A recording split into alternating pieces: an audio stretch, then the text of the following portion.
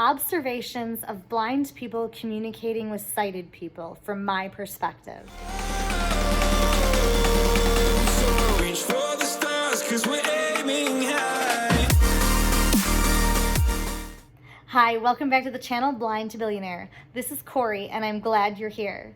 So Matt and I discussed this video topic and we decided that I would talk about what it was like for me to observe Matt communicating with sighted people on our recent trip to Turks and Caicos. So in case you're new to the channel, Matt is 100% blind. I mean, he has light perception, so it's really, very low vision. And kind of about communication and like what that's like for him and what that's like for me to observe. So a few things that I kind of wanted to point out are that Matt, he works, but he works a lot of times alone. Sometimes he's working more recently with more people, but I would say that he oftentimes in a social setting, he's kind of quiet. And if we're both like, I actually really specifically noticed this on our trip. Like if we went to the front desk because we wanted to ask a question, like he would have me like always ask the question. Or if we wanted to ask somebody, like, will there be eggs at the breakfast this morning? I would go and be the one to ask. And on our trip, I kind of came down with a cold and my voice was pretty squeaky. And so I kind of needed him to do a little bit more communication. So it was interesting, and it kind of made me more, I think, perceptive and like aware of like how often I'm the communicator, and really like I should be more, we should both be more, I think, aware of having him communicate. But so I'm just going to start talking about some things that I've noticed. What we would do is like, let's say that we got to the front desk and I would tell Matt like, okay, we need to know if we can check out late. And so I'd like squeaky talk it to him before we got there. Like, I need to know. And then I would just squeeze his hand when the lady was ready, like the front desk person was like ready to communicate. And then he would do it and it was totally fine. They had good communication, all was well, it wasn't scary. He did a really good job just talking normal, just like me. But I think he gets nervous about how to initiate conversation when he doesn't know for sure if people are ready to hear him yet. And I think that sighted people, because of the body language, like if somebody's like working at a computer, at least I know they're there too. Like I know they're there and I know they're like working or on the phone, listening. So then I'm quiet until they like look up. And oftentimes, people don't necessarily say, even though it would be polite and easy, if you said like, how can I help you? But it's not always that simple in that setting. The other thing that was kind of fun is as we spent some time at the hotel, people started getting to know Matt and us me a little bit. You like chat with strangers. And so a few different times I like left to do something and like Matt would stay somewhere for a few minutes and people like would chat with him. And like one time somebody commented to him something and he didn't know for sure if they were attacking him. So the first time they said it, he kind of ignored him because like it was just like a comment that like he didn't know was for him.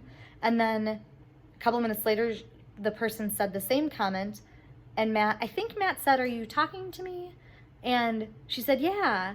And then they chatted back and forth. And like, I just thought that was so good.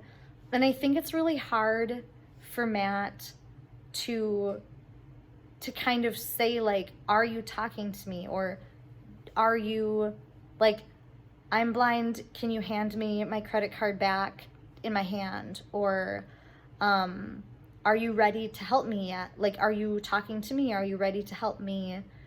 Excuse me, is there somebody there?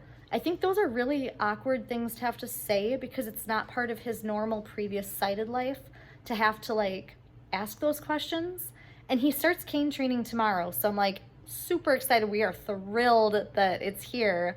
But I'm kind of wondering if as part of his O&M training, if they'll talk to him about like how to, so okay, how to navigate a grocery store or like, how to get into the gym.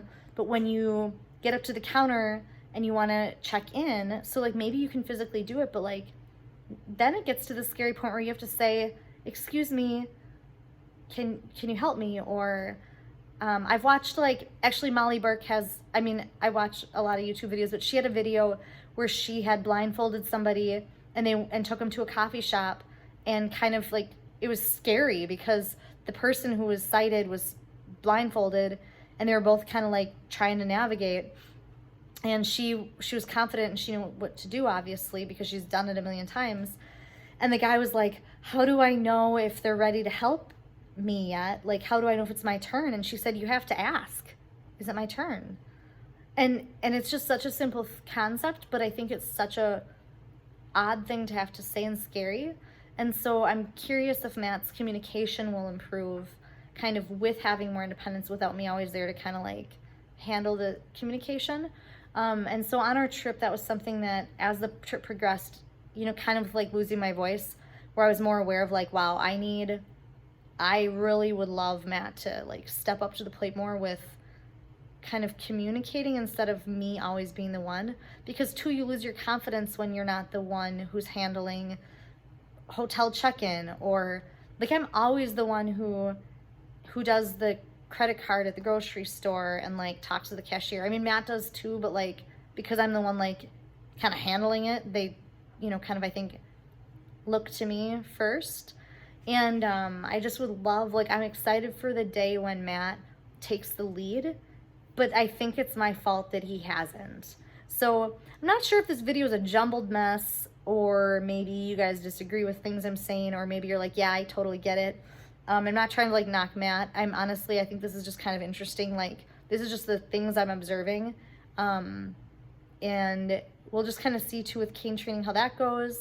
I think a huge part of it is my personality and like deciding to not jump in.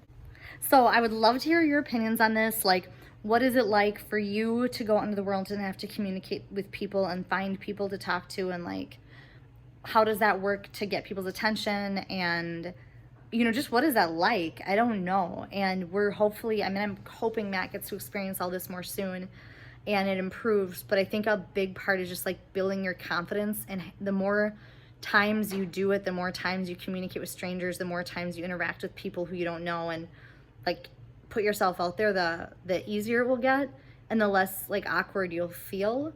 So thank you so much for being here. Have a great night, you guys. And I can't wait to hear from you all, and I'll see you in the next video. Thank you. Bye-bye.